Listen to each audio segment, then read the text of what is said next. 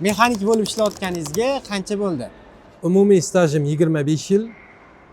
Nurli To'lqin servis MCJda bosh mexanik lavozimida ishlayotganimga 1 yil bo'ldi. Havo texnikalari haqida fikringiz qanaqa? Havo texnikalari haqida fikrim ijobiy. O'zbekbob, mehnatkash, barqaror ishlaydigan texnikalar deb hisoblayman. Keling, tigachilarni ko'rib chiqadigan bo'lsak, T7, A7, T9 tigachlari qanaqa? A6 dan boshlaydigan bo'lsaylik, baquvvat, karyerda pol karyerniy transport vositasi hisoblanadi. A6 dan keyin A7 ga keladigan bo'lsaylik, bu ham barqaror, baquvvat, tezligi ham bor, motori ham obyomi katta, haydovchi uchun ham komfort ko'proq. Bundan keyingi chiqadigan T9 H'lar bular mukammalroq texnika hisoblanadi. Motori kaprizniy motor hisoblanadimi? Motori kaprizniy hisoblanmaydi. Qayta ta'mirlab ishlatiladigan motorlar hisobiga kiradi.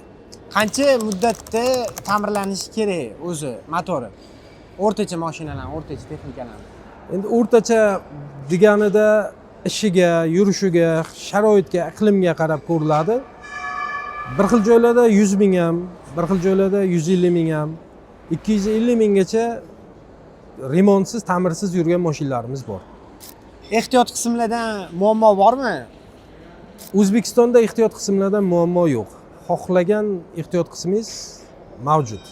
Ya'ni havo texnikalariga, bo'tdi boshqa vodovoz, umumiy texnikalarga ehtiyot qism bo'yicha muammo yo'q. Yo'q, ehtiyot qism bo'yicha muammo yo'q.